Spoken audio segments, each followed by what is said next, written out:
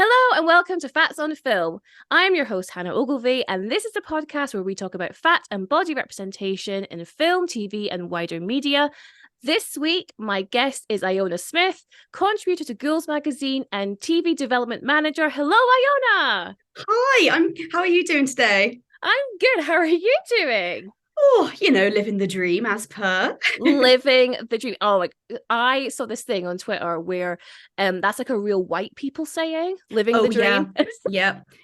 I feel like especially like in modern day now, it's like if anyone goes, "Oh, living the dream," you're like, "Oh God, are you okay? Are you having like a white person existential crisis?" Literally, I'm like, and now because I say, because it's such a corporate saying, right? Yeah, it really is. And I'm like, I now have to catch myself. So I'm like, oh no, I'm turning into one of them. Ah. It's like one of us. One of us.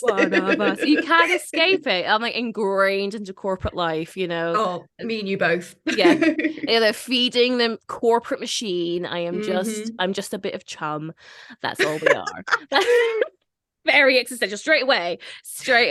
Anyway. Going deep dive. Super deep dive. Well, I'm hoping this is also part of the dream, which is being a guest on Facts on Film. And Iona, you picked a fucking banger of a film. We're talking about Shrek. Oh, hell yes. We are talking about Shrek. Top tier. When I like a backstory, when me and Iona were talking about guests on the podcast, I have this spreadsheet of all this media that I want to cover, and I let the guests have a look and see what speaks to them. And I get this text message back off Iona just saying, "Can I do Shrek?" And I'm like, 1,000% we could do Shrek. It was, as soon as I saw it, I wanted Smash Mouth to start playing and for me to fucking kick down the door of your podcast and just like rock up and just be like, "Bitch, I'm here." Yes. Like, I watched this film probably for maybe the 100th time this weekend. I haven't seen it in years. Oh, yes. Yeah, the 100th time for this podcast. And the sound cues in this film, they don't make them like this anymore. They really don't. Like, I feel like the Shrek soundtrack is the soundtrack of my childhood. Mm-hmm. Like, it makes me have like that proper nostalgia hit of like being in like year 5 maybe, and just hearing the music from somewhere and being like, Shrek's on just running and just trying to find where Shrek is. Oh my God. And the thing is, like, I know I had never heard of the song Hallelujah before I saw Shrek. So when Alexandra Burke, I don't know, X Factor season 5 winner, I think, her single is Hallelujah. I was like, oh yeah, the song from Shrek. Yes, everyone else was like, no, that it's Jeff Buckley. Oh my God, yeah, Jeff Buckley, yeah, Jeff Buckley. And I'm like, no, it's Rufus Wainwright from Shrek. Thank you very much. It's like, I'm sorry, you're wrong. Shrek is always first. Right, 100%. So I think this is going to be a really fun podcast. But I think this is the problem with starting a podcast like this, because now I look through everything through the lens of fat and body representation in a way that I would never have done with Shrek before. Yeah. And I came away going, there's a lot to discuss here. Oh yeah, no, it's a very relevant topic for this podcast. It is. It's like this film as a whole has a lot of different layers. I mean, not meaning to bring it back into the references, but we are kind of onions here. No, 100%. This film is an onion. We are onions, and I'm ready to like totally unravel these layers. Let's get into it. So Shrek came out in 2001. It is classed as an animated fantasy comedy from DreamWorks.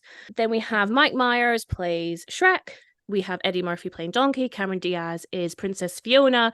And John Lithgow in one of his best roles ever as Lord Farquaad. It made $491.8 million.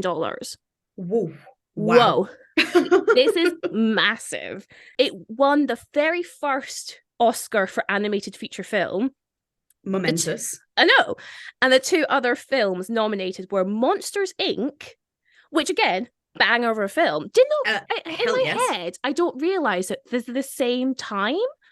Yeah, Monsters, Inc. feels later to me. No, that's what I thought. I thought it was like 2004, but I think Finding Nemo's 2004. Yeah, maybe. Yeah. So yeah, I was like, whoa. And also the Jimmy Neutron film, which has faded into obscurity to never be heard of again. What? Like that film exists? What? I mean, I have a vague memory of watching that at some point, but it's definitely not one that's like stuck with me at all. Yeah, no, not at all. Not at all. I mean, I remember it being on Nickelodeon, but not in the same league as Shrek from Monsters Inc. by any stretch. No way. It was also nominated for Best Adapted Screenplay as it's based on a book. And then Entertainment Weekly put it on its end of the decade best of list, saying, and I quote, Prince Charming, so last millennium. This decade, fairy tale fans and Princess Fiona fell for fat, flatulent ogre. Now that's progress. I mean, if that's not an introduction for us to have into our conversation, I don't know what is. I literally read that and I was like, thank you so much, Entertainment Weekly. You've hit the nail on the head. It's like, you knew 12 years later, I will do a podcast on this. Anyway, so Iona, please could you let me and the audience know what is Shrek about? So Shrek is basically your classic fairy tale format completely turned on its head. We have got a solitary Scottish accented ogre by the name of Shrek who lives in a swamp on his own, just wants to be in peace, doesn't want to be heckled by anyone. And all of a sudden he is sent on this crazy ass journey with a donkey to save a princess for a really short man who basically just wants to become a ruler and ends up kind of on a weird journey of own self-discovery, of freedom, of friendship, and eventually, spoiler alert, love. Love, absolutely. Oh yeah, spoilers for the film Shrek, just FYI.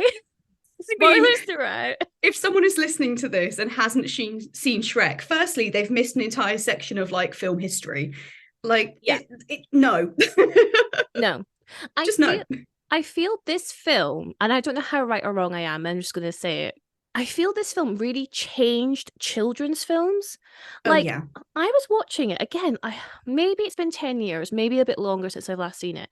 But I was really struck with how accessible it is for a grown-up audience. Oh, this is literally the definition of a grown-up film in a kids' film wrapping. Yes. Like, it's very opposite to Disney in the like life lessons Disney princess kind of vibes. It's like it's the direct opposite in the fact of like I think the primary audience for this film actually should be adults, and then kids can just watch it because it's a fun little animated film. It's like whereas like Disney films are like for kids but adults can take things away from them.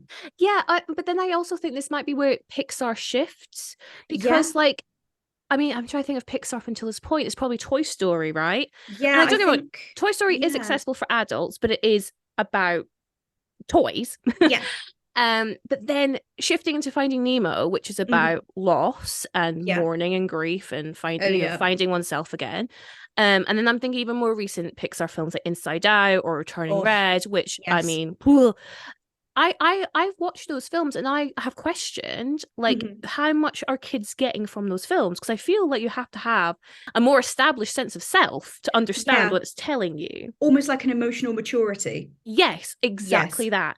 And I think with Shrek it's not asking too much of that emotional maturity, but it is asking you to have like an understanding of the world and like the oppression within it to get where it's going.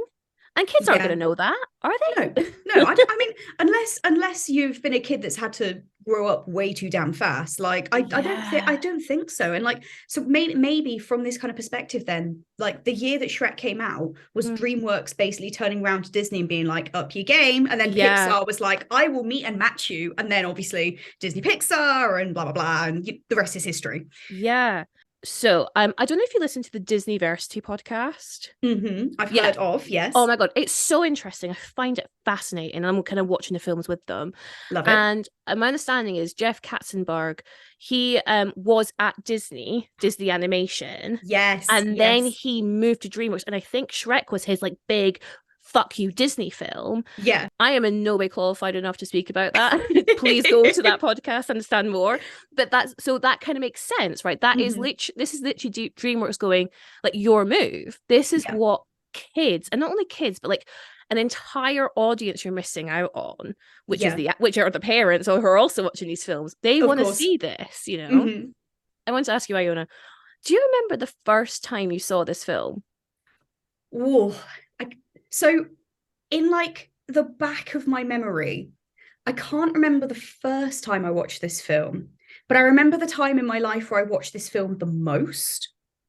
And basically, so like in year 6, so how old is that? Like 9 and 10 years old, I think. Sure. It's like it's like the year just before you go into senior school. Oh, so it would have been like 10 and 11. Yeah. Okay. We used to have on a Friday a thing called Golden Time. And it my God, yes. When all the good boys and girls would behave themselves all week, and you had like the end of the Friday afternoon to do like free play, and like you could go and like do something creative, like do some crafting, or you could watch the film for the day or something. And I have such a like ingrained memory of every single week of my life in year 6, everyone deciding that the film of the week had to be Shrek. Yes. I remember them bringing in like the little crappy 4x3 telly on the stand, like on the wheels. Yes. They put in that video, because it was a video. It wasn't a DVD. It was a goddamn video that we had. And it was never rewound from the last time we played it. Sure. So we had to sit there, wait for it to rewind. And then the entire class would stay just for the intro. And then about 90% of them would get up and leave and go off and do other things. And I was always that child right at the front, and I would stay for the entire of that film. And by the end of it, I knew every song. I knew pretty much every quote. And as the credits rolled, every single time I was like, damn good film. little tiny year 6 Iona was like, this is cinema. A film fan from the very beginning. I mean, you know what I'm like on Ghouls. Like, you know from kind of like our interactions there, that as soon as I like a film, I will defend it till the end of the earth. So 100%. Shrek was like my OG defense film. It's when you started getting that kind of battle scars. Not that anyone would come for you. Like Shrek is loved by all. I don't think I've ever heard like a bad thing about Shrek. You know, I heard the first person today, when I said what I was doing tonight, as in coming and chatting to you on the podcast, the first person that has ever spoken to me about Shrek that went, it's not really my thing. And I turned around to him and was basically just like, how dare you, good sir? This film is my life. Like, is joy not your thing? Yeah. I was like, what's wrong with you? And he was just like, oh, I just don't really think it's all it's made up to be. And I just stopped talking to him, basically. Like, I was like, Soz friend, you're not my friend anymore, bye. No, I do not. And if you're listening to this podcast, sir, you turn it off now. I don't even want you to listen to this. I'm so offended. You know that I'm definitely going to tell him to listen to this when it comes out now, and he'll be like, oh, they named me. Oh no. Yeah. He gets a shout out. No. Gets a shout out. No, you get a shut down is what you get, Josh. How about you? Do you have like a first memory of this film? I have 2 incredible core memories, reference back Inside Out now. Yeah, 2 core memories for this film. So the first time we went to the cinema to see this, and from Scotland, and we went to Perth, which was where the closest cinema was, which is about half an hour away from where I lived. And we get there, it was the whole family, so me, my sister, my mum and my dad. We're hella late. We walk in, we're the front row. I guess it must be like the last ones available. And we walked in at the scene where the villagers have gone to the swamp to like oust Shrek. So I had missed the intro. I had missed All Stars by Smash Mouth. Oh my God. So I didn't know this existed, right? I don't even remember the first time I actually saw that scene, but obviously it changed my life. Loving it. And I remember my mum and dad loving it. Yeah. Which I think was quite a rarity. I think that especially my dad, we'd always have this, especially with the kids' films. Like it's 2001, so it's Harry Potter year as well. My dad hated Harry Potter, so I think, oh my God, like he would say something just like really derogatory things because of the fact he wore glasses. You know what I mean? Oh, for God's sake, yeah, one of those kind of hatreds. Yeah. So like it's the same year, but like my dad loved Shrek. So like I had this all of a sudden we have this kind of like kinship. We all like this film. And then maybe the next year or the year after that, before we moved to Spain, we used to holiday in Spain, and we'd gone, it was like October half term, and I think we rented out this flat, and I think there was an expectation that it'll be October, it'll still be like relatively nice, the kids can go play outside, it's all good. It was the worst weather you'd ever seen. Like really bad, like tail end of a hurricane bad. I remember looking out of the window of the apartment, and all this driftwood had washed up onto the beach. It was like wholly dangerous for me and my sister to play on. So my mum and dad were like, what are we gonna do? Like there's nothing in this flat for them to entertain them. There was only Spanish television. We did not speak Spanish. So they'd gone to Carrefour, which is like the big supermarket in Europe, and they'd bought Shrek the DVD because you could select languages on it. Yeah, perfect. So me and my sister would just sit and watch Shrek over and over and over again for this like week or 2 weeks we were there. And so very similar to you in your year 6 golden time, we knew every line, we knew every song cue, we knew the Shrek karaoke dance party extra at the end, we knew that word for word. I still know that word for word. Oh, I do too, because I watched it after I watched this film this weekend. I was like, I need to finish the experience. Yes, you've got to go full circle with it. Yeah. You do. So yeah, I mean, my mum, I don't know what my mum and dad thought of when we were just watching this film over and over again, but there was nothing else we could do. So it's like, it is what it is. So yeah, that's the time where I first saw it and then watched it until my eyes bled. But this film, it holds a lot of nostalgia. But as I mentioned earlier, watching it now as an adult, especially one who's very interested in fat representation, why are we talking about Shrek on Fats on Films Day? I mean, there are multiple different directions we could take this conversation because of this. Because there is the meaning, I think, that was intentional of the film, of like, forget what other people say in terms of looks and how you're expected to be. It doesn't matter what size you are. It doesn't matter whether you're human, ogre, I mean, lie-telling puppet whose nose grows, hey Pinocchio, like regardless of who or what you are deserving of love, and you are deserving of that happiness, and regardless of how other people perceive you, you can find that happiness. However, there are also some representations of certain characters that are played for parody or are played in kind of quite demeaning ways, and like are played in kind of a negative way as well, and you're a bit like, oh, like I get what you're trying to say in the film, but at the same time, like, not just because like Shrek is like a large ogre doesn't mean that he is supposed to be like disgusting, which with certain manners that he has and certain things like that, that's the kind of image that some people start getting from it. So yeah, you kind of get it from multiple different directions here. Because we are talking about a film that is what, 12 years old? No, 12, 22 years? Oh God, yeah, 22. No, I just lost 10 years. Like, wait, what? Yeah, so 22 years old, right? Yeah. So, you know, and the political landscape, cultural landscape has changed. We have evolved. Yes. So I feel inclined to give some leniency. But at the same time, what I find interesting, I was doing a bit of research into this. So Mike Myers plays Shrek. It was originally Chris Farley that was cast as Shrek. And for those who are not aware of Chris Farley, he was a fat comedic actor renowned for his physical comedy. The man could fall and get up the quickest I'd ever seen. Oh yeah, he was amazing. Yeah. Amazing. So I think the fact that they cast a fat actor, I would not call Mike Myers a fat actor, like personally. No. So I think that the fact they go for Chris, he had recorded, they say like 95% of his lines, and then he tragically passed away in the 90s.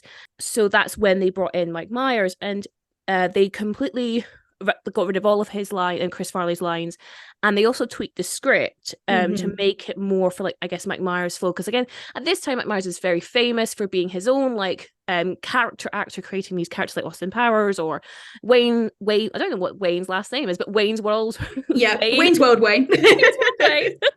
Does he have a last name? I have no idea. So yeah, I think him coming in, he wants to make this role his own, which is completely understandable. And again, he'd recorded all of his lines in his, I think, normal voice.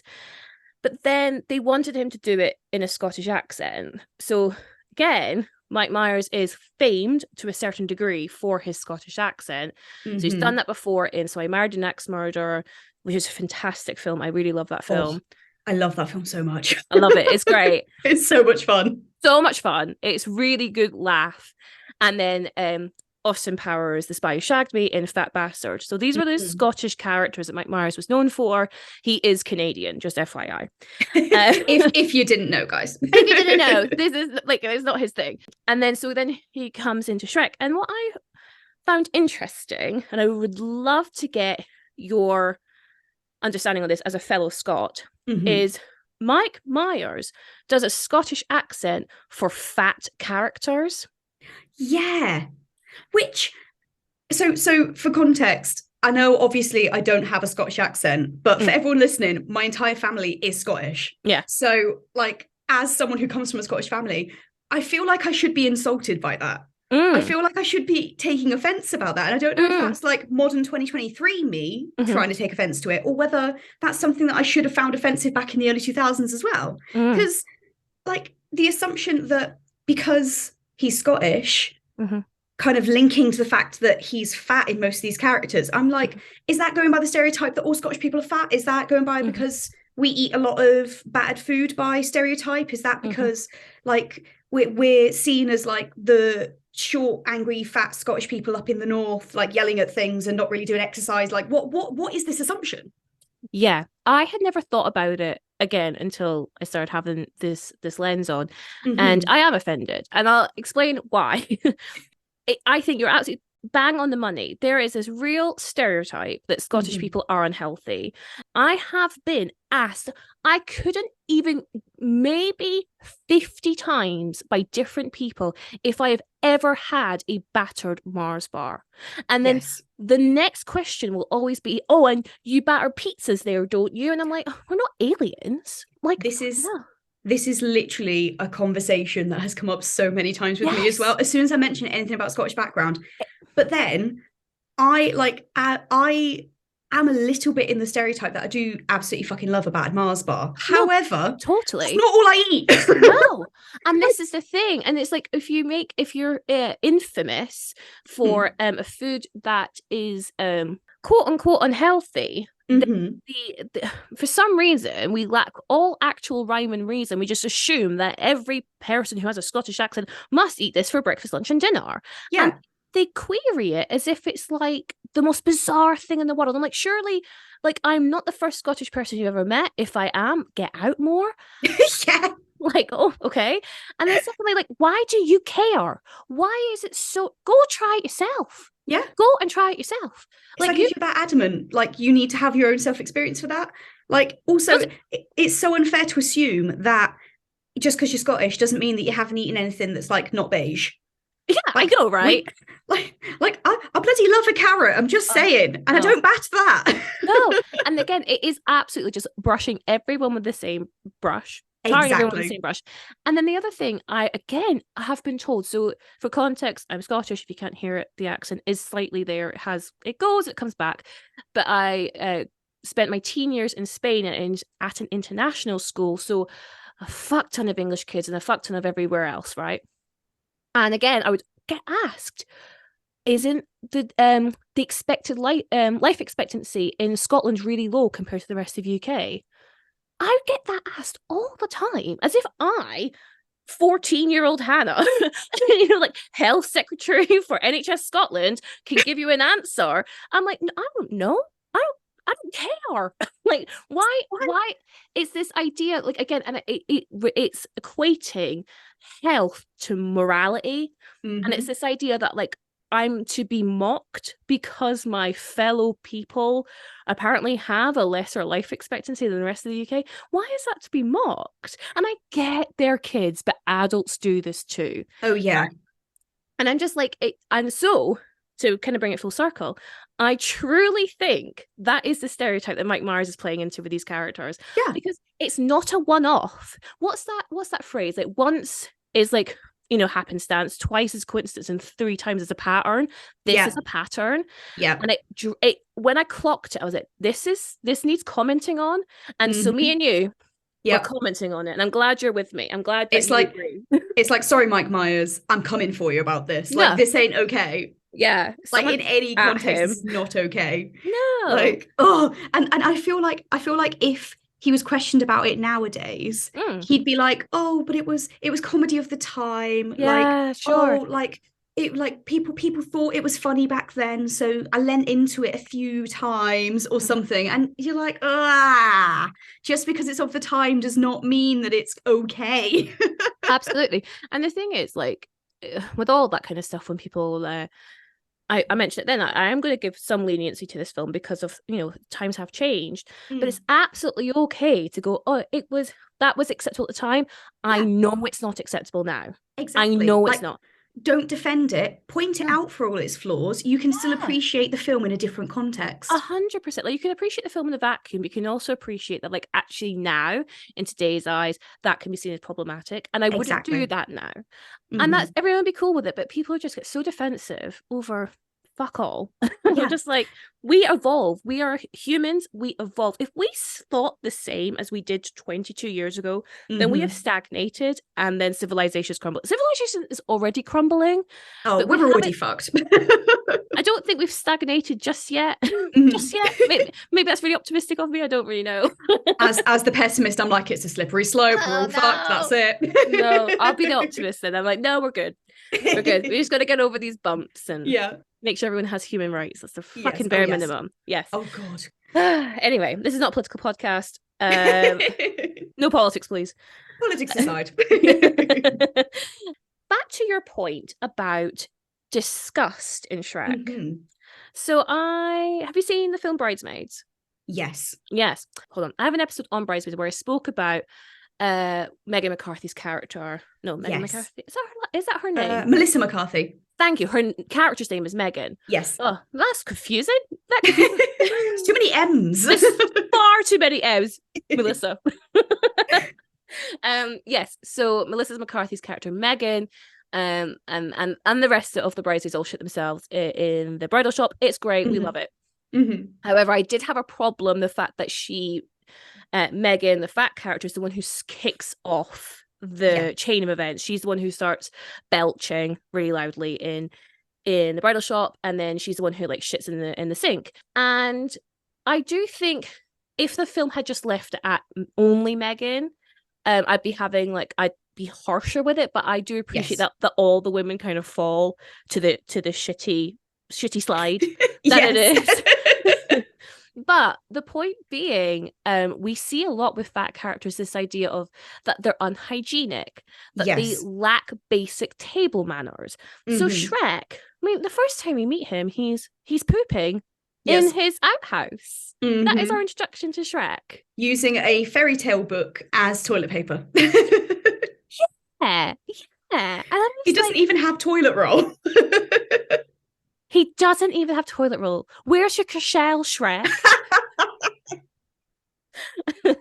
Get the man some Cashel. Get some Andrex. Yeah. This podcast is not sponsored. Other brands do exist. Unless, of course, someone does want to sponsor me, then, you know, let me know. So yeah, and then you know, there's a montage as he's getting ready with All Star playing in the background, and he's in like a pond, and he farts for the bubbles. And then later on into the film, he burps in front of Princess Fiona in her human form, and Donkey is like, Shrek. And then she burps. Yeah. And oh no, he says better out than in. That's what I always say. Yes. Yep. And then Fiona then also burps, and that's when kind of Shrek realizes she's not like the other girls. Yes. It's everyone blushes and has a little tee-hee kind of moment, like, oh, she's different. Yeah. Oh God. Again, I hadn't noticed it before. Again, just because I'm older and some would say wiser. How much of a she's not like the other girls is Fiona. Mm-hmm. Quite literally as well. Literally.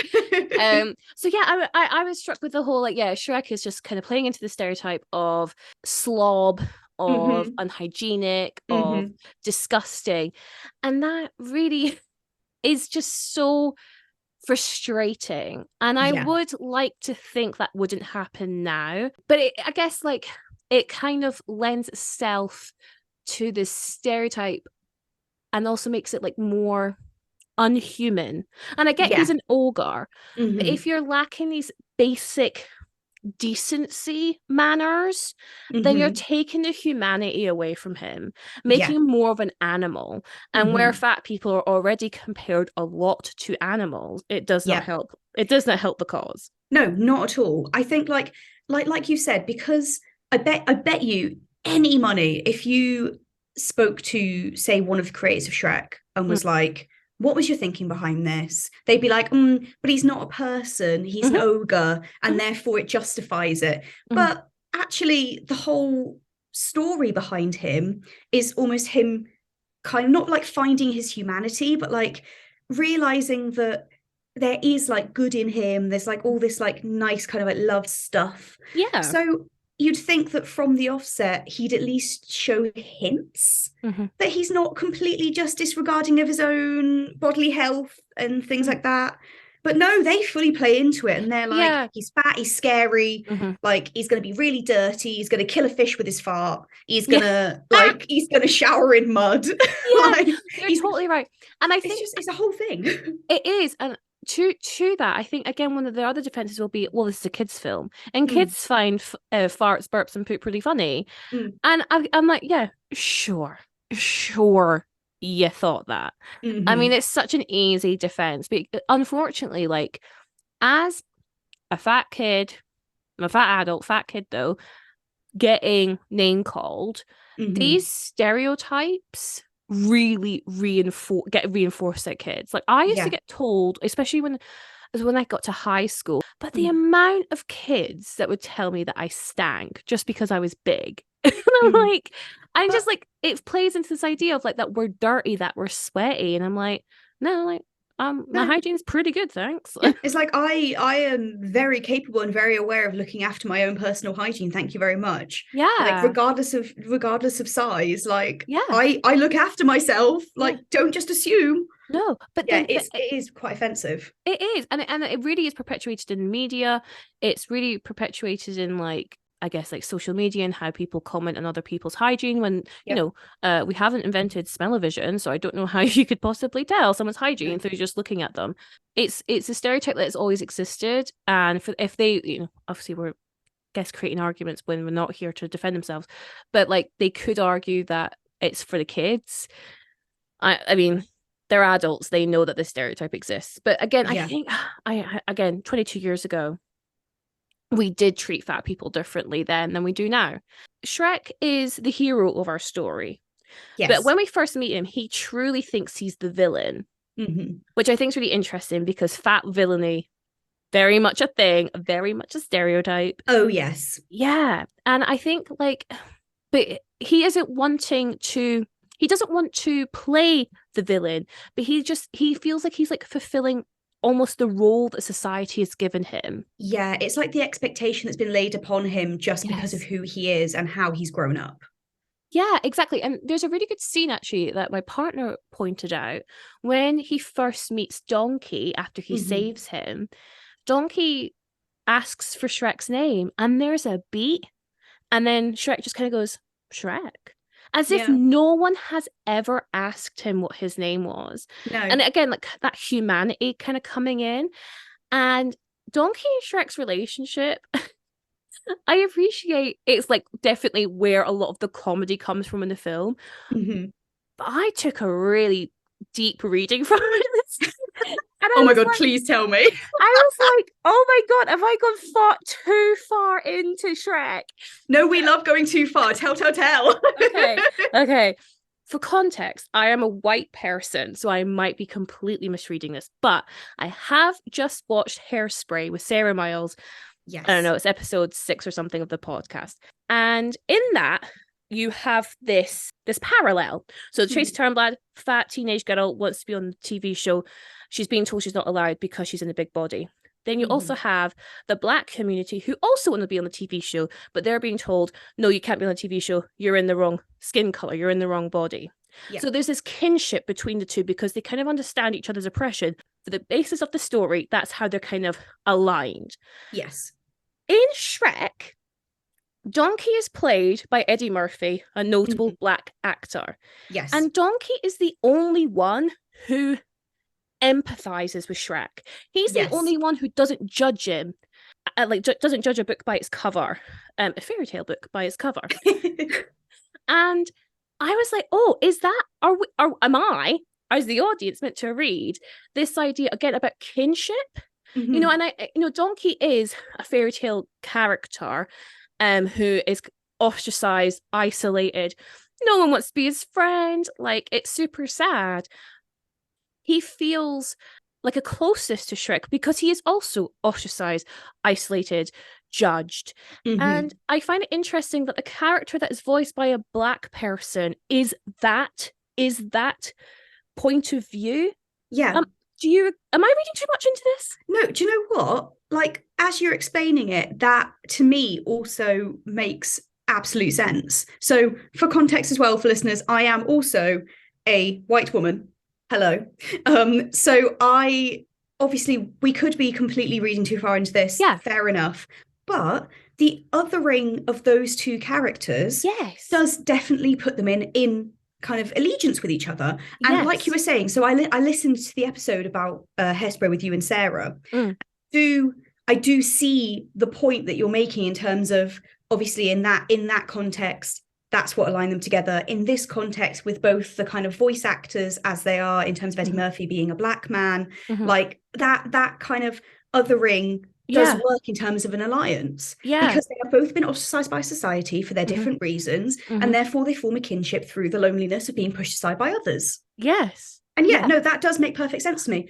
It's also in the context of the film, because Donkey is seen by everyone else in the fairy tale community as quite an irritating character, I think. Yeah, because definitely. His sense of humor, his constant need to kind of be communicative, to kind of find that allegiance with other people, makes him get pushed away. Yeah. And Eddie Murphy as an actor very often falls into those roles of the like loud, witty, like seen as slightly annoying kind of characters. Like, I think he's kind of played into that stereotype of himself in a lot of the roles that he's played. So I completely see why Shrek and Donkey and that kind of friendship would work. Yeah. Okay, I'm so glad that you've sponsored my deep dive, because like I'm here for that. Yeah, I was just watching. I was like, hold on, I don't know whether it's intentional. I don't know whether it's coincidental, but that was my reading of it. And yeah, to your point, like this idea that like Shrek is completely other to the point where like he doesn't even understand himself. So like I say, he's playing the socially accepted villainry role. Yes. But we see he has a kind heart because he saves Donkey. He lets Donkey live with him on the swamp, even though it might be outside. And then when the fairy tale creatures arrive at the swamp, because they have been resettled. They've been resettled into Shrek's swamp. And Shrek's like, well, I'm going to go to Lord Farquaad and I'm going to get you out and, get you all sent back to wherever you came from. And they all cheer. And it's like, you are the hero, man. You are the hero. And then him and Donkey go on the road again. And they get to the castle, Duloc. Oh, right. The little jingle. I rewatched that scene specifically just because I love it so much. It's so like good. The little wash your face bit gets me every time. Genius. Even now, I am a 29-year-old woman and I still giggle like a child at those little wooden puppets turning around and showing their bums and then being like, face. I'm like, it's gold. The timing. The timing is so good. Love it. flash at the end of it, and the picture of their faces, like, what the fuck did we just watch? And it's like, wow, let's do that again. It's so good. You can tell how much joy this film gives us still. Yeah. Oh no, it's brilliant. It's so much fun, and like I appreciate it. We are like analyzing the shit out of it. But if you love Shrek as much as we do, I think this will be fun to listen to. So it's open for discussion. It definitely is always open for discussion. This kind of thing. Yeah, exactly. So Shrek actually walks into the competition that Lord Farquaad has put on to find a champion to go save Princess Fiona. Lord Farquaad, as you mentioned in the synopsis, he is like a dictator. Like he runs Duloc like a very tight ship. And when they find the magic mirror, he asks, "Is the fairest kingdom of them all?" And the magic mirror says, "Well, you're not a king. You have to get married to become a king." So we find Princess Fiona, and he's sending some poor knight off to collect Princess Fiona and bring him back so they can get married and king and queen, blah, blah, blah. Shrek wins the championship. And so Shrek and Donkey are sent to go get Princess Fiona in return for the deeds for Shrek's swamp. This is when we get the onion scene. Yes. Ogres are like onions. What does Shrek mean by that? Oh, going straight in with the deep questions, aren't we? I know. Honestly, I don't really know what Shrek thinks he means. Like, from an audience perspective, I'm like, ogres have multiple layers to them. They're not just what you see is what you get. They're not like the villain that everyone assumes them to be. They do have multiple different parts to them, as every person does. But when Shrek says it, I really don't know where he's going with it, to be honest, because I don't know if that's what he means or whether he actually kind of think the more I dwell on it, the more I think he might just be like, because I know there's the whole cake, everybody loves cake kind of thing. And it's like, okay, he's comparing himself to an onion because he wants to be like a smelly vegetable that's like not very nice to eat raw, like not really appealing unless you like, mix it in with a few things, because I love an onion. Same. But I think that might be where he's coming from. I think he's trying to be like, no, like I'm like this smelly onion, like you don't want to go near me kind of thing. Like I've got layers, but all the layers stink. But then, I'm the opposite. As an audience member, I'm like, oh, he has multiple layers. He has multiple parts to him. He's like a nice guy underneath, and people just don't see it because they just see like this big scary ogre. Yeah. So I hear both of your reasons. Like I was kind of going into the latter as well, at this idea that like you can't judge someone by what they look like. They are multifaceted human beings. It's something I say a lot in this podcast in regards to fat stereotypes. So this idea that he has so many nuances, but you have to like peel away the layers to get to them. Yes. But what I find interesting is he's not inviting Donkey to unpeel those layers. He is, like you say, almost like trying to deter him, being like, you don't know me, I have many layers, and that's it. Still keeping him at his arm's length, which I think is why he's picking the onion, like you say, because it's smelly and it's a bit of a deterrent, I guess. And I think also feeds back into that idea of like disgust and like poor hygiene. But Donkey hears that. Like, I think if he did say like, oh, I know it'd be completely out of character, but if he said ogres are like cakes, that would be a much more inviting metaphor or simile in this case. Because like cake is delicious. Like, who doesn't like cake? Parfaits are delicious. And I think he is saying, I'm more than what you think I am, but I'm not willing to show you that. Yes. And I guess like that's okay. Yeah. We don't have to, in a world where it's so accepted to show your full self. And I'm saying that as someone who, like, I literally have a TikTok and I do show my whole self on that. It's also okay not to do that. Yeah. But what I've come to understand is that one of the best ways of like breaking stereotypes or bringing forth representation is by being vulnerable. I think you have to be, because for me, I'm going to talk personally, so this might be the only experience is valid. Everyone is going to disagree with me, but in my experience, talking about the things I talk about and putting myself out there has to come with vulnerability. It has to come with personal experience. And I'm willing to do that because I believe the fight I'm fighting is worth it. But that doesn't mean that every fat person has to be vulnerable with you. Yes. And I think we have obviously, we have a really bad relationship with our fat people. This idea of like questioning, well, why are you fat? What health reasons cause you to be fat? Have you done anything to resolve it as if it's a problem to be resolved? Now, I understand people asking me that because I'm putting myself out on a public platform, but you cannot go and ask around any other person. Like, I've seen it in work. No, but I've seen it in workplaces. Yeah. I've seen it in the gym. I've seen it in shops. And I'm like, you don't get to have a say in a world where we think we're so entitled to specific people's bodies, and I'm going to put fat people's bodies, but I'm sure there are other bodies that people feel entitled to as well.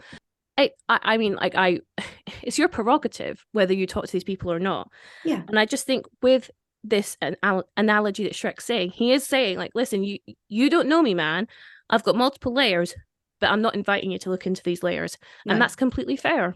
Yeah. I mean, like you were saying, it's we're in that kind of society now, especially with like a lot of like social media and things like that, and like a lot of people kind of putting everything about themselves out there. Yeah. People do kind of come with an assumption like, oh yeah, like you share all of this on socials, therefore you won't mind me asking this like really personal question. And that any other person, if you turned around to them and went, oh, can I ask you this like really in-depth question that you could probably get a fine defense like with, but I'm going to ask you anyway. You'd just be like, no, fuck off. Like, I'm not going to answer you. I'm not going to answer to you. Yeah. But because there's a very kind of expected openness with people nowadays, like it's almost like they're right to ask you things that are perhaps firstly incredibly personal, and secondly something that not everyone wants to share.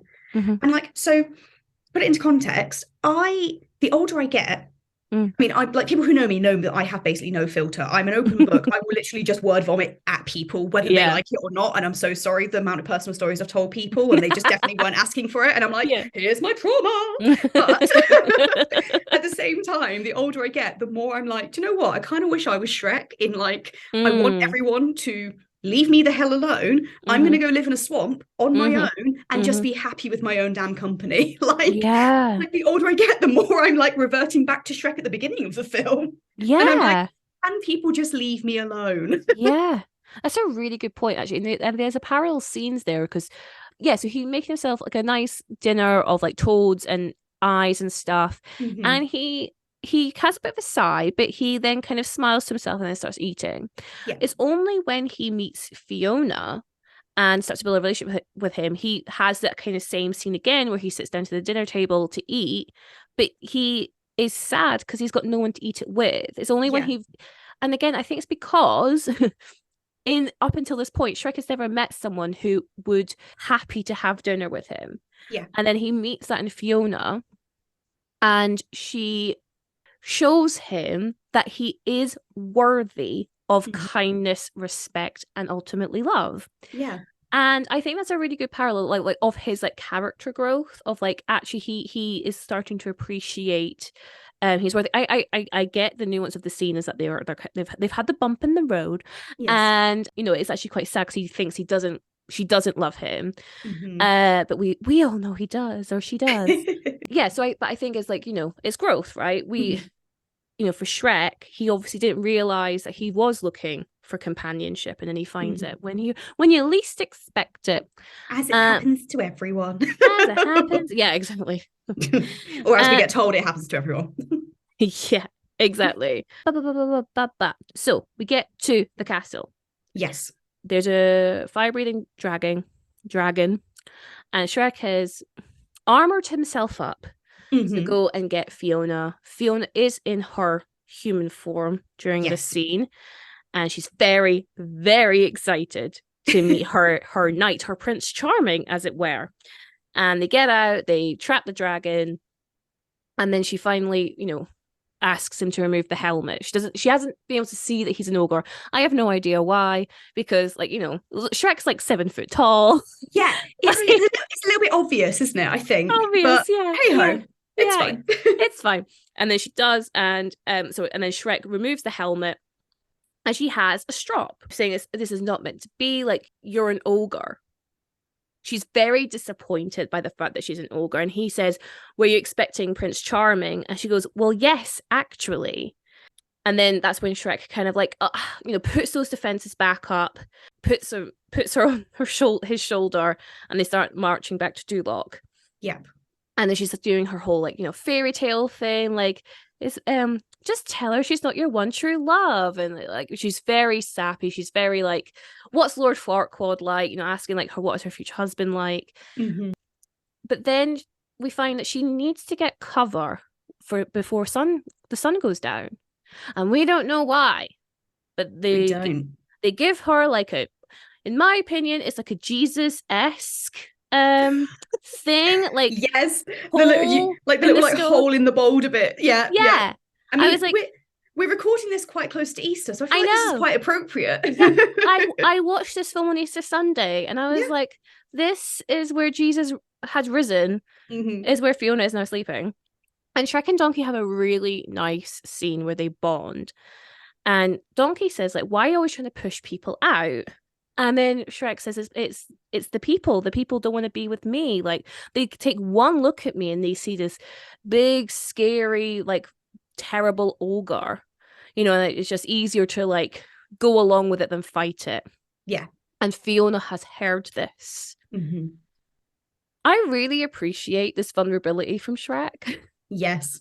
I feel like we all love a man that can eventually show his emotions. Yes, exactly. I'm like, you thinking, just let me hear it, let it all out. Like, finally, we're getting some emotional progress. That is good. It's healing. 100%.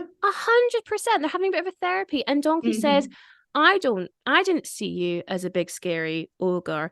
And he goes, I know that. And it's just like, this is why you're still like hanging out, because Shrek knew like that Donkey wasn't judging him at all. And that's why he's like allowed Donkey to hang around. But obviously by this point they are becoming like firmer and firmer friends. Yes. Even though they annoy each other. It is what it is. I mean some of the best friends do. I was gonna say that's a fair dynamic.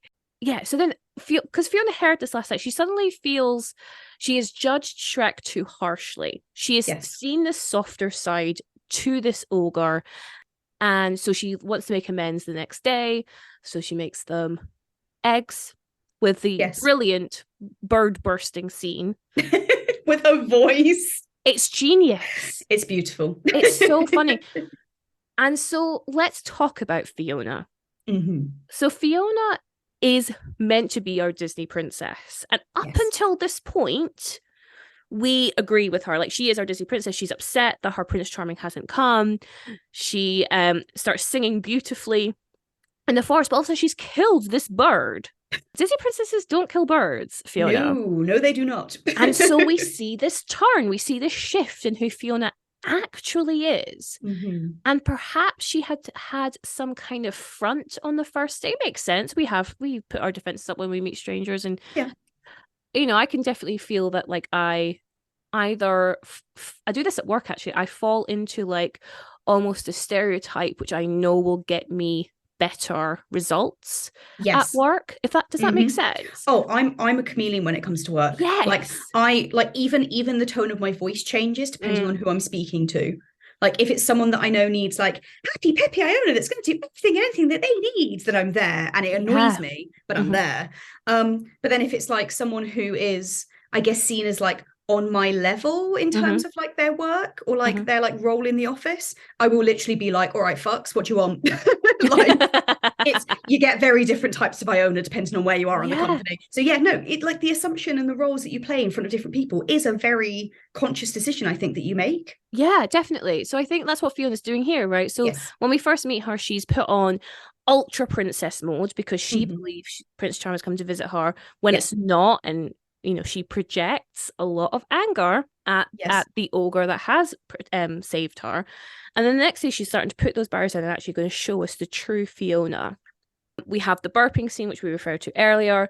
It's actually Monsieur Hood. Why is he French? Sorry.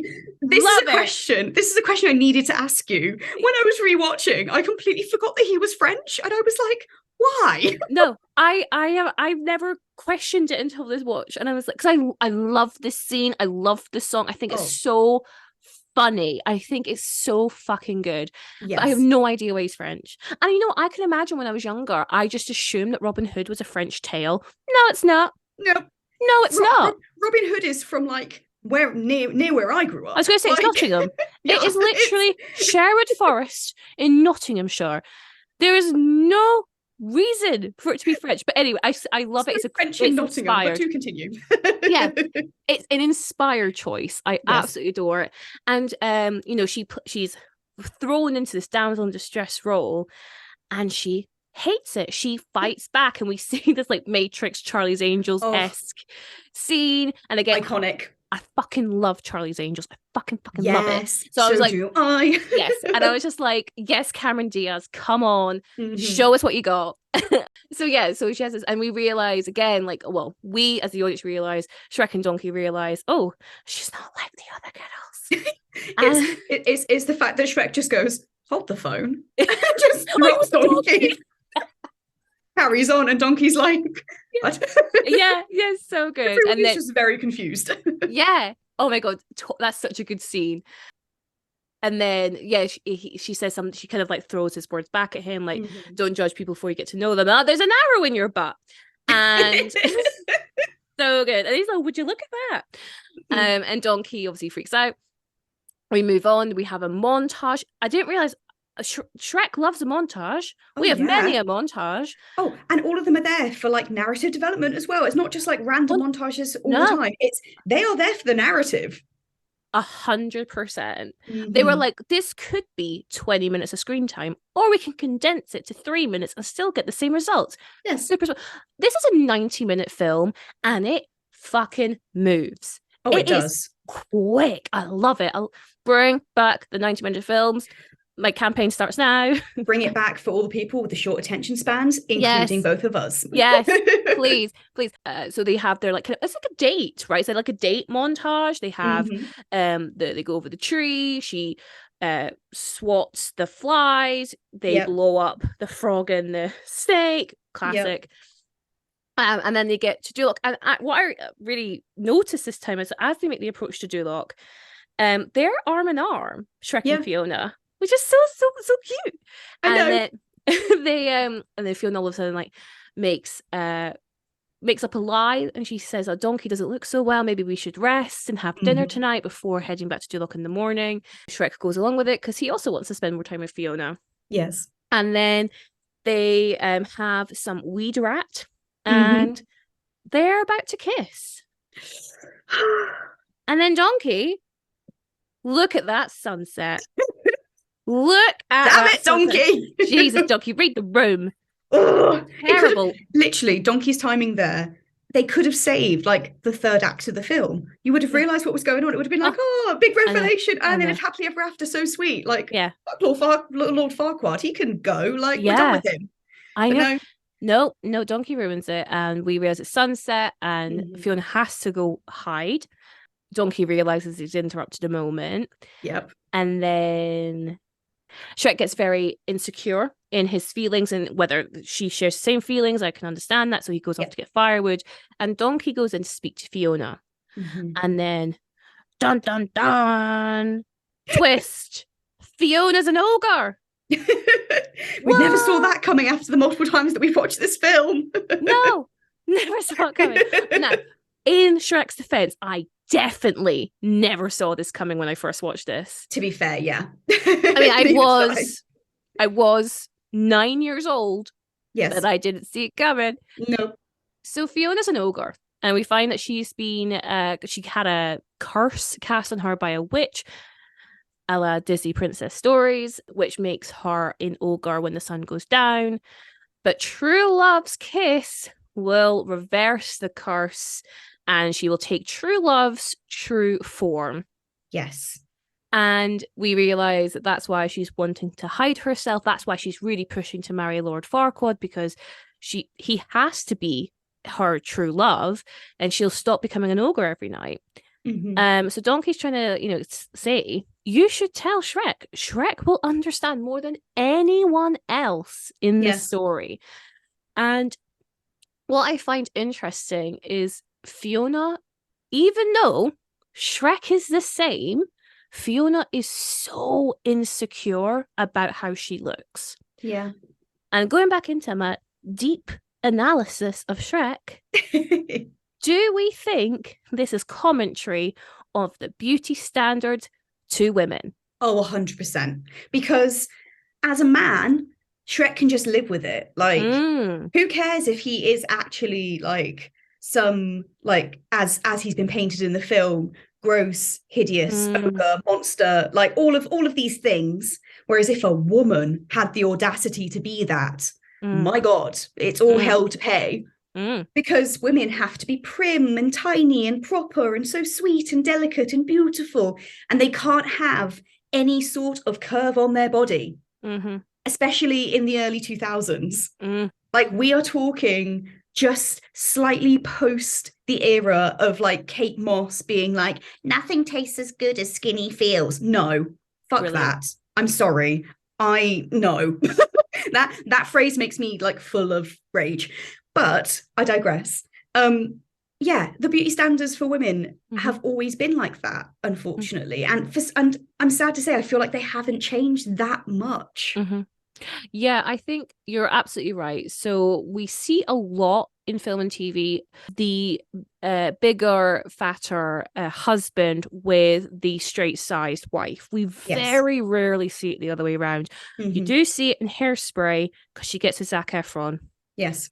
Fucking love that. I loved your conversation with Sarah about that because you guys really hit the nail on the head with it. Oh, honestly, truly, I think one of my favorite casting decisions I've seen in a long while, like pure revisiting joy. That. Loved it. Yes. So I think we very rarely get to see it the other way around. And to your point, women are so often sexualized, and where fatness is perceived as the antithesis of beauty, fat women find themselves in a very interesting middle where this pressure to constantly be seen as sexually available and sexually attractive and to uphold the beauty standard, but their body quote unquote lets them down, which opens them up to ridicule and lack of respect and lack of kindness, you know? Yeah. With Fiona, it's interesting because I actually think her character design is very telling of what the animators think of a fat woman. Yes.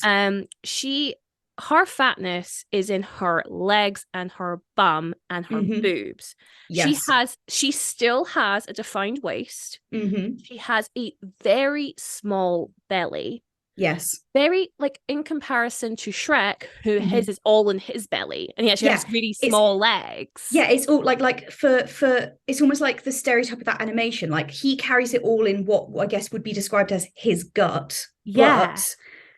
But as you said, Fiona is the opposite. Like, all of her kind of presumed fatness would be in the shape of like the womanly curves. As I was saying, like it's like the whole not expecting to have any curves on your body to be like this beautiful little tiny skinny delicate woman, and then when the fatness is portrayed, it's in the places that would be like, oh, she's got like a good bum on her, or like she's got some good boobs, and it's like, oh, for God's sake, that's not a realistic stylization. Not even a stylization. It's not a valid representation of a fat woman at all. No.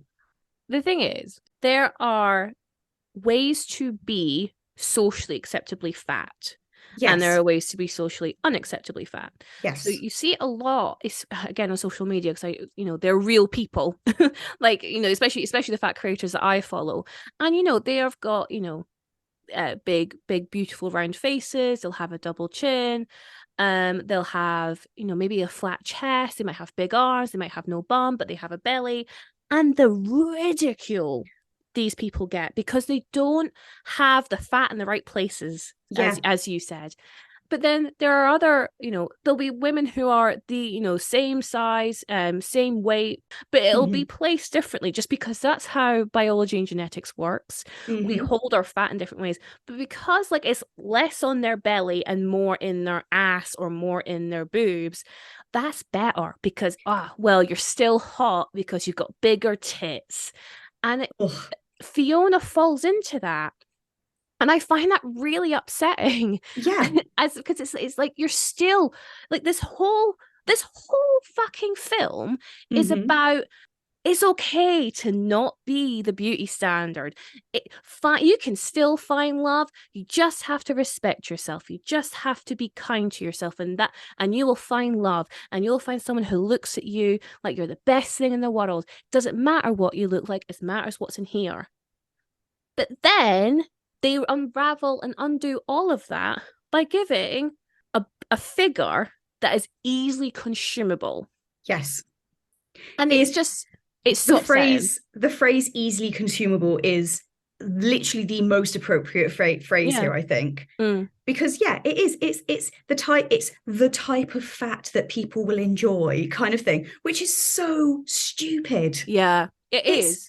It really antagonizes me as well, to be fair. Like looking back at her and looking back at the shape of what she actually is, it's like, no, you've done Hollywood fat. You've not done real world. You've done Hollywood fat. Yeah, it's like you've got. Do you know, like liposuction being a thing? I feel like we never hear the word liposuction, but like it's like she's literally got that, like, to use your term, like Hollywood, get the fat sucked out of here and put into there. Yeah. And again, that's probably really early naughty's view of how bodies work, apparently. You know, she says, I'm ugly, okay, this horribly ugly beast.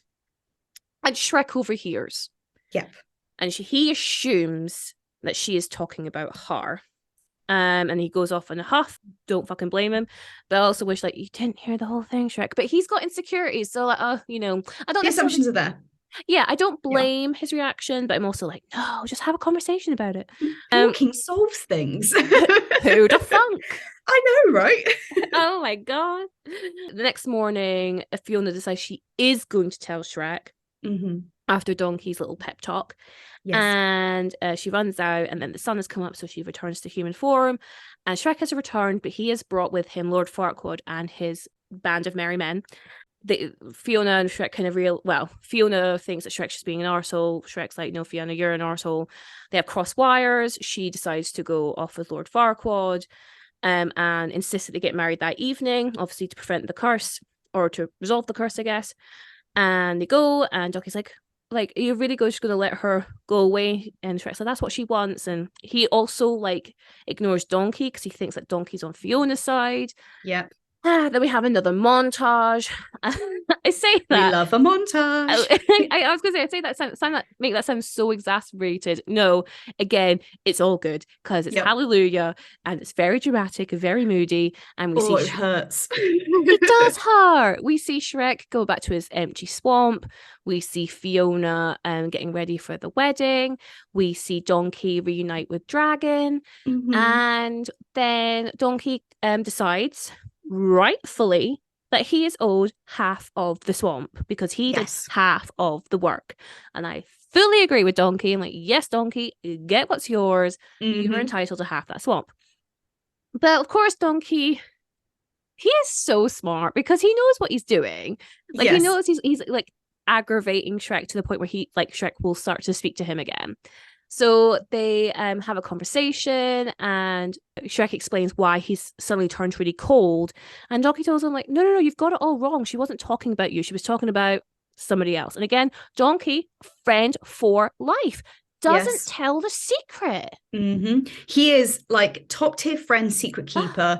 He runs his mouth because that's his like comedy stereotype. But he knows when he's not allowed to tell what he's not allowed to tell. He's a good man. Good man, Donkey. We are Donkey fans on this podcast. Hell yes, we are. Yes. So Shrek realizes, okay, I do love Fiona. I have to stop the wedding. They get to Duloc. Donkey says, you have to wait for the correct moment. You have to wait for when the priest says, speak now or forever hold your peace. That's it. Speak now or forever hold your peace.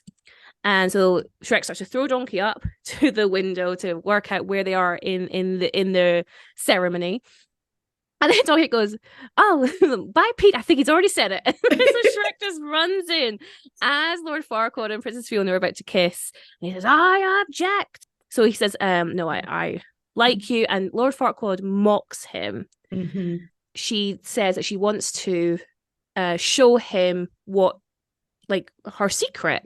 And so the sun goes down, she turns into the ogre, Fiona, and Lord Farquaad is disgusted, to your point, right? So he was okay with Shrek being an ogre because he could use Shrek. Yeah. But with Princess Fiona, like, it's a status thing for him. Like, if he's viewing Fiona as his trophy or like an enablement to become king.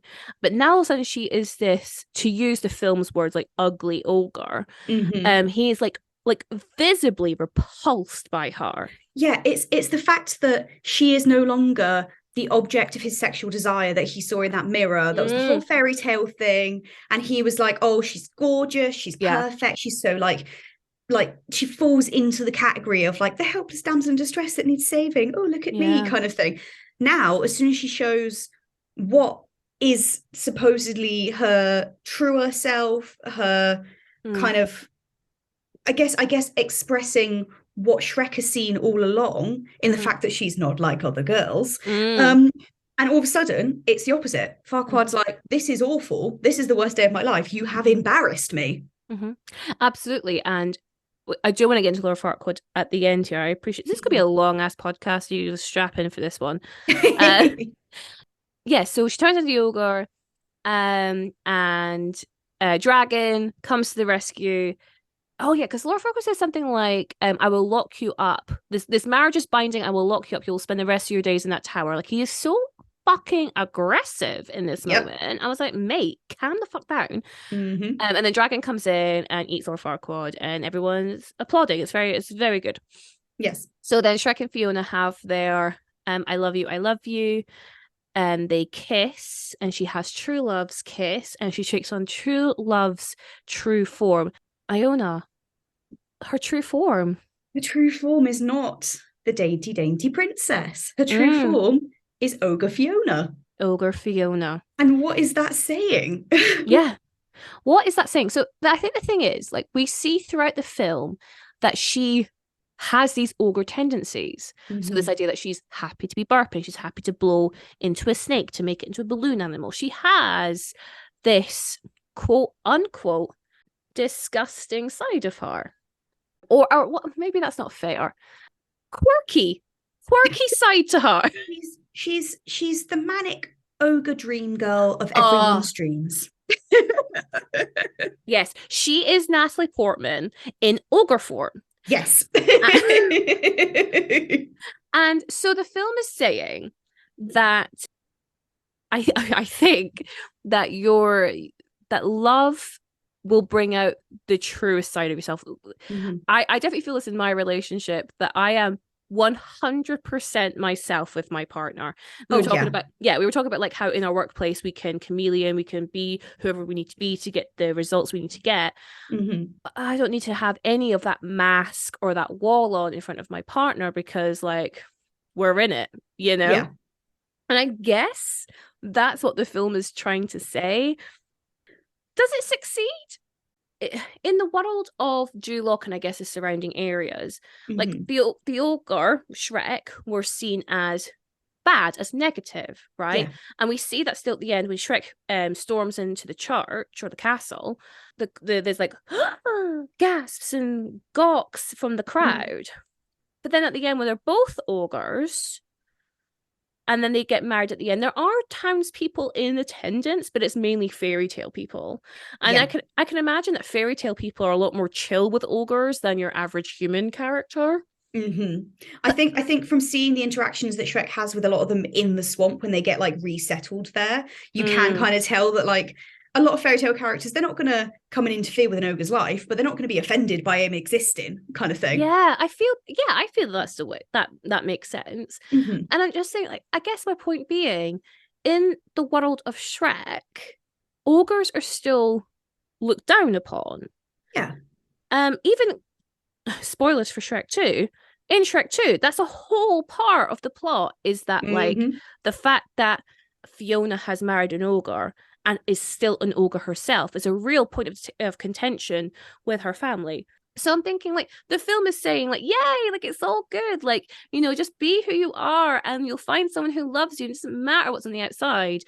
But in the context of the world, being an ogre is really negative. Yeah. I was going to say, they don't do anything to try and resolve that. No, I think that like kind of by the end of it, it's like Fiona has chose to be the other, and then they're going to be the other together in a world that perhaps isn't still going to accept them, really. Yeah, and maybe that's okay. Maybe that's reality. Because at the end of the day, they've got each other. So is that really all that matters? They've got themselves to be each other's companion, and therefore fuck what the rest of the world thinks. Yeah. Okay. But then doesn't that also take away from the fully accepting being yourself kind of storyline? Maybe. I'm really not sure. I think it muddles itself in this moment because, like Fiona says, what happened? I was meant to become beautiful. And Shrek goes, but you are beautiful. In a really weird accent. The way he delivers that line is like so many syllables in beautiful. It's bizarre to me. I mean, it sounds like a Canadian trying to do a Scottish accent. But you are beautiful. Like, what? What's that, Shrek? No.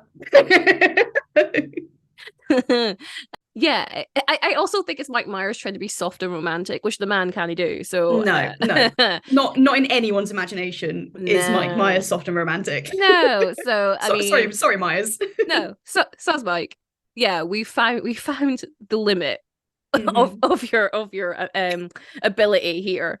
Yeah, I don't know. I don't know what the film is trying to say with turning Fiona into an ogre for all time and saying that her true self is an ogre this entire time and that she's happier being an ogre. I guess there could be something in that which says that women are happier when they don't have to try and uphold these like ridiculous beauty standards. There might be something in that. Yeah. But yeah, I just watched it this time and I was like, I'm not sure I fully buy the ending. I buy the two of them get together. Don't get me wrong. I love love. Of course. That's one thing I was going to say. I think it's very interesting in this film that's all about accepting your true self, blah, blah, blah, blah. The fact they don't kiss until they're both equal. Yes. So they have this almost moment when she's in human form and Shrek is Shrek, and they don't because Donkey interrupts them. But they finally have their kiss when they're both ogres. And I wonder if it's unintentionally saying you have to stay within your league. Yeah. Make sure that the person that you're snogging is on your level. Yeah. I think the only counter to that would be between Donkey and Dragon. But do we even see them kiss, or do we just see them do a little face touch snuggle? I was going to say it's like a cheek kiss, isn't it? Yeah, it's not really like they don't really properly romantically kiss. No. Although spoiler alert for the rest of the series, they do have dragon donkey babies, which donkey is and dragon fuck. They do. I'm sorry, but at some point off podcast, I need to talk to someone about the logistics of this. But anyway, we'll never know. Oh, it's a whole other thing. It's something. There were some dark conversations going on at DreamWorks. Yeah, there were. Okay, so after all that, Shrek, Fiona, I want to talk about Lord Farquaad. So I think it's fascinating in a film that is about accepting your true self, don't judge a book by its cover. This film punches down the entire time. Yes. And I understand that it's the villain, and I understand that you're not meant to find him likable, and I get it. But it doesn't make sense in the context of this film, the messaging of this film. In a world where you are supposed to learn acceptance for everyone and everything in terms of fairy tale creatures and humans alike, and it doesn't matter what you look like, who you are, what you are, and yet Lord Farquaad never gets that.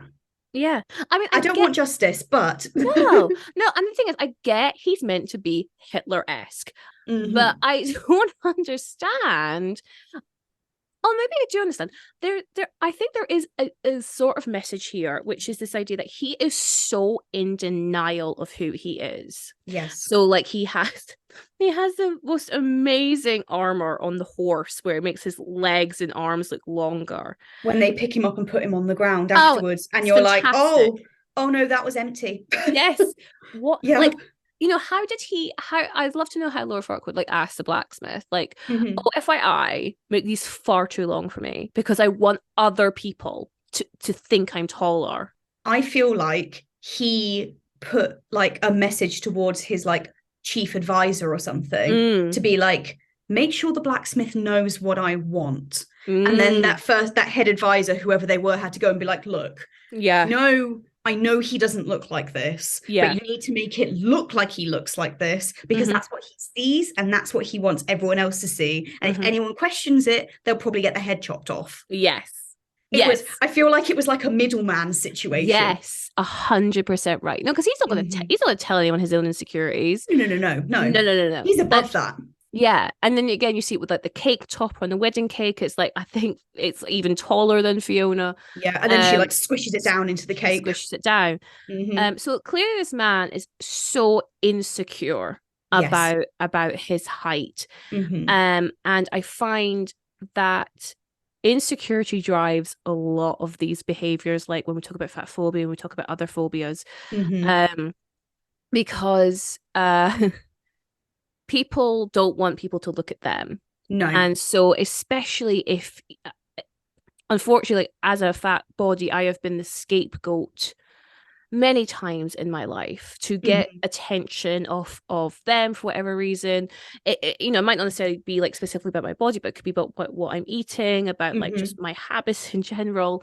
And I think with Lord Farquaad, he is so insecure in who he is. He's projecting all of his insecurity onto the fairy tale creatures, onto Shrek, and then ultimately onto Fiona.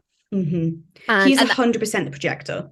Yeah, no, definitely. And I think that kind of leads into like why he wants Duloc to be this perfect place, because like he knows he's not perfect himself. And I think if he was a character who completely accepted who he was in the way that Shrek does, and I appreciate Shrek at the beginning, he accepts who he is. He's kind of resigned to it though, like he's resigned to this villain role, but he's not trying to like not be an ogre. He is an ogre. Whereas Lord Farquaad is trying his best to be a tall person where he isn't, and he's just in such denial. And I think that's what the story is trying to tell us, which is this idea of like denial will get you nowhere. It will get you zero results. You cannot beat, and I hate this word with a passion, but your authentic self. Yes. Right? I'm like, who the fuck she? Like, I don't know who she is. Like, I don't know. It's a lot of pressure. Like, I think I'm being my authentic self, but also I'm pretty certain your authentic self changes daily. Right? Like, I don't think anyone, and that's called progression. Like, that's called personal growth. Like, I think if you started as your authentic self from day dot, it would be, you'd kind of lack in a personal journey. And that's a phrase I hate, the whole personal journey thing. I'm like, oh, just take life as it comes.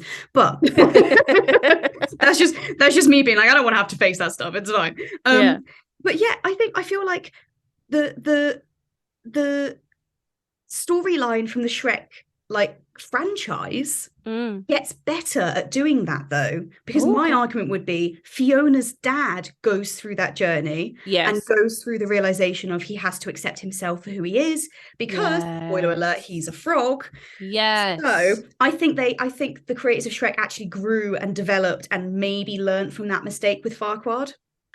So Shrek 2 is also a banger. Love Shrek 2. Hell yes. Like, in a world where we can be very critical of sequels, Shrek 2 rocks. Yes. It's Shrekcellent, if you will. Of course, we had to have one of them in. We had to have one of those in this podcast. That's okay. It's okay. I feel gross. I think Laura Farquaad is an interesting conundrum, and I guess I guess all film is up for discussion, right? But I guess I think with that one, it's just not completely clear what it's trying to do.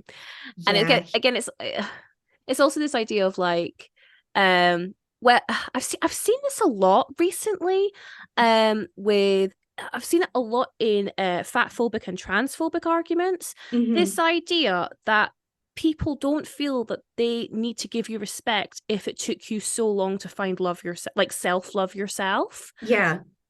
And that's just fucking bizarre to me. Like this idea that like you're only worthy of human decency if you love yourself. And if you do it quickly. Yeah, allegedly. Like, I mean, define quickly, please. I've seen it a lot, and I think that almost Shrek is falling into this because it's going, well, Lord Farquaad doesn't love himself, so he is absolutely fine to be the punching bag and subject to all this ridicule and all these jokes from our heroes. I appreciate it's 22 years ago, but I just, it's an interesting parallel to something I've seen a lot recently on Twitter and on TikTok. Yeah. And I just don't understand where that comes from. Like, you know, unless you're fucking horrendous, and I appreciate that's subjective, you are worthy of respect. Like, yes. I don't know why that is controversial to say. Yeah, and like I know you're not saying this like in complete defense of Farquaad's actions, because I mean obviously what he does in the film is pretty grim, but at the same time him not learning from that and him not kind of developing, I guess, a level of self-respect for his own insecurities does end up giving you that mixed message at the end of the film. And also other people perhaps not giving him that respect at the end and being like, look, we get that you have kind of your own issues with a lot of things in your life. However, let's strike up this conversation. No, we're just going to throw him in a dragon. Yeah. Like it does give that mixed message at the end of Shrek, and it does kind of it kind of does put a dampener on the overall, everyone's going to love themselves and everyone's going to find that happiness in whatever they are and whoever they are kind of thing.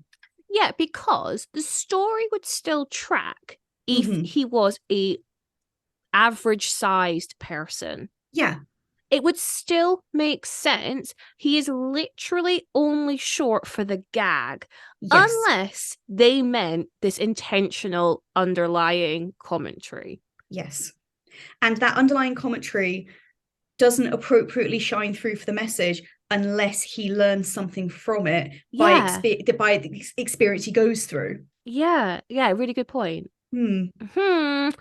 Well, I'm not sure. I feel like a lot of our discussion today has raised just many levels of uncertainty about people's representations. Yeah, and I think this is where I come back to the fact that it's 22 years old. Yeah, I'm like, these kinds of conversations weren't my understanding and from the evidence we get given from films of those times, where that this wasn't at the forefront of people's minds. No, and I honestly don't think it was either. Like from my own personal experience and from my experience with the films that I've consumed of this era, it just wasn't a thing, which is ridiculous.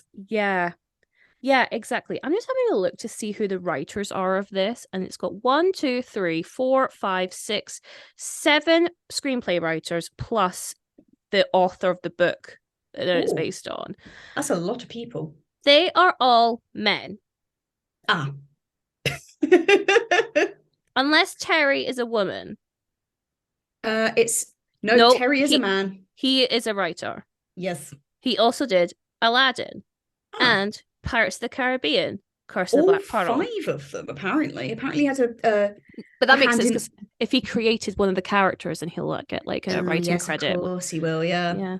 This man is prolific. Anyway, so yeah, I guess just keep that in mind as well. These are all men who wrote this. So just, when we talk about perspective and representation, there wouldn't have been a lot of different represented identities in that writing room. Yes. Anywho, right, I'm just going to go back to my notes for a second. One other fat character that I saw was the torturer. Yes. I believe he might be the only other fat character in it. Mm-hmm. From memory. And he plays into the dumb, stupid fat person. Yes, even in his singing.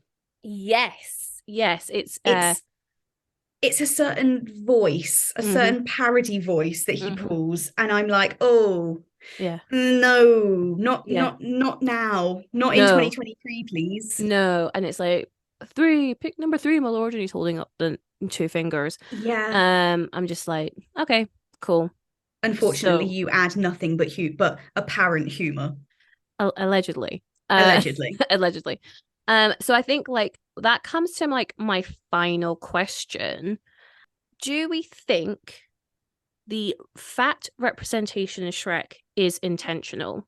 I would say for Shrek and Fiona, I would say that the fat representation is almost an afterthought. So I feel like the writers have gone into this and made the stereotypes and made the presumptions, and the conversation about the size of those characters and whether the writers even would consider them fat or not is something that they've kind of thrown in as an afterthought to be like, oh, let's make Shrek big and fat. Okay, great, carry on. Like it's not something that they've gone, do you know what? This is like a really good social commentary. They've just gone, oh yeah, and then it could be fat because it'd be funny. Yes. I don't think it was like a very specific, like they wouldn't have had a meeting about it. You know what I mean? Yeah. Yeah. I want to agree with you. It's one of the things where like I don't know enough about the process of like how they came to these characterizations, but it falls into this idea of, well, fat's ugly, so they gotta be fat. Like I don't think, unfortunately, the ugly, disgusting qualities that they're trying to have Shrek and Fiona portray as ogres would work if they were like the size of Fiona, human form Fiona. If human form Fiona was just like green with like a bigger face than the Shrek ears, I don't think the story would track, because it would be like what's a really good example? Where like in Disney cartoons, where they would have like the male bunny, but then the female bunny is like overly sexualized with like Lola from it'd be Space like Lola Jam. Bunny. Yeah, it'd be like that, and it would almost feel like, are you trying to make Fiona like fit? It's like so as a fellow horror fan, I feel like you'll agree with me this. It's like, you know, when like when people are in like university, high school kind of age, and they go as scary characters for Halloween, but they're like the overtly sexualized version of them. Absolutely. So like if it, like you said, if Fiona was still like human Fiona size but had the green face and the Shrek ears, it would just be like she's like a sexy ogre. She's like a sexualized like Halloween spooky version, but she's still her. Yeah. Where the antithesis of the size comparison here is one of the things that really like drills that home. Yeah, really good point. Exactly that. I think the whole idea of her finding herself so unlovable wouldn't land if she was still in the same size body. She has to become bigger in order for that to really land. So you're completely right. Do you have anything else you wanted to raise on Shrek? I think, to be honest, we've covered all the bases that I was looking to kind of cover. I think overall, this conversation has kind of opened my eyes to the fact that regardless of the reasonings that I have to love Shrek as a film, and how it will always have that like nostalgia hit from my childhood, and how I have full appreciation for the banging songs and that kind of thing, it is also a very valid conversation to have that the representation in this is not great. Yes, I totally agree. And the one thing I just wanted to like add as a bit of like personal anecdote is the lasting legacy of these films. Princess Fiona is thrown as an insult to fat women, which is ridiculous. Yes. it completely flies in the face of what this film is about and what these films are about. I have red hair or ginger hair, it's dyed, and I have had men in my comments calling me Princess Fiona. It's meant to upset me.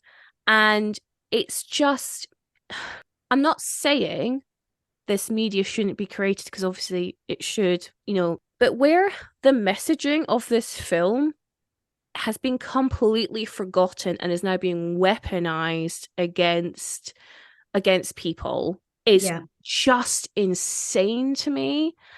And it actually makes me really fear for media literacy across the board. Oh, yeah. And I had this conversation, I think it was with Sarah in the Hairspray episode, about this idea of empathy. Like, Shrek is asking you to empathize. And I don't know what has happened, but for some reason, that empathy has completely fucking left the building. And I'm being called Princess Fiona, and I'm seeing other fat women on my social media as being called Princess Fiona. And I just think, why? Like, that is its lasting legacy for me, unfortunately. Yeah. And I don't know how we resolve it. I don't know how I get, because it's men, I don't know how I get all men in a room and sit them down and be like, give them a fucking lecture about Shrek and about what it's meant to be trying to say to you. But yeah, it's just upsetting. And I just wanted to add that as a kind of a lasting sting, as it were. Just as a side note, I'm a little diddy short lady, and I've been called Lord Farquaad in my past. So you, yeah, when I was in school, fucking hell, which I was like, I don't understand. Oh, like my height, yes, but I mean, I'm also like, cool. No, like, all right. Fucking weirdos. I just like, when you're like, I don't have the connect to understand the insult here. Like, it doesn't track, but fine, whatever. You know what they say though, Iona? They say all that glitter is gold, and only shooting stars break the mold. Oh, poetry to my ears. Fucking poetry. Shakespeare's been hella quiet since those lyrics dropped. Those lyrics just make me want to smash through a fucking toilet door. Yes. Right. On that moment, a beautiful moment, on this podcast, Fats on Film, we like to score our films out of ourselves based on how well we believe they represent fat bodies and other body diversity. So, Iona, out of 5 Ionas, what will you give Shrek? So I'm going to give Shrek, primarily on the representation, I would say a 2.5 Ionas. And that is because, although I feel that some of the heart was there for the underlying story and their intentions, as we've kind of discussed, disagreed, agreed, I don't think it was represented very well. Like, they started the conversation and then it went downhill. Yes, I echo your thoughts, and I'm going to give this film 2 Hannahs out of a potential 5 Hannahs. For the same reasons. I think it'll be interesting to watch the later Shreks. Definitely Shrek 2, to your point about how they kind of absolve Fiona's daddy, but like also like they have the whole they turn human moment, then they choose to be ogres again. But I think it'll be interesting to see how they can improve on this story. I think, like you said really well, it definitely starts a conversation, but I think time wasn't on its side in terms of like where we were in terms of these conversations. So maybe again, to be lenient, they did as well as they felt that they should or could or wanted to. But if Shrek got made today, I think it would be a lot more bold in what it was saying about body diversity in general. So yeah, it's not great, but I still love it, and I'd recommend it to anyone if you've never seen Shrek. I don't know who you are. Like, Shrek is part of my personality. You know what I mean? Yes. It's so as a film itself. Yeah. I I've always said that Shrek is like a solid 4-star film for me. Yeah. Just as a film. Yeah. But yes, as in representation wise, in fact representation, yeah, I wouldn't go above 2.5. Yeah. Yeah. I think that's a really fair rating. On that note, that's the end of the episode. So, Iona, where can the lovely listeners find you if they want to hear more about your opinions? So, primary place that people can find me is on Ghouls Magazine, because I write reviews, I write editorials, I write lists, I do some fun little events where we do like some film screenings and stuff. It's very different from the conversation we've had today, because it is all horror, because when I'm not quoting Shrek, I'm being a spooky bitch. It's basically, that is the other side of my personality, unfortunately, and there is no other side of me, and it's either kids' films like Shrek, or it's just horrible, terrible gore that traumatizes everybody apart from me, and I'm like, this is nice. So yes, you can find me on Ghouls Magazine, and on pretty much every social media I use the handle fall_out_Iona, because I am also a dirty emo kid, and I will always be a dirty emo kid, and I will fight anyone who tries to make me change. No, I absolutely love your handle. Thank you so much, Iona. You can, if the listeners want more, they can find the podcast on at Facts on Film on Instagram and Twitter, and they can find me at Queen Bee Says on Instagram, Twitter, and TikTok. Thank you so much, Iona, for joining us and talking about all things Shrek. And I will speak to you all listeners at the next one, and stay fat. Yay!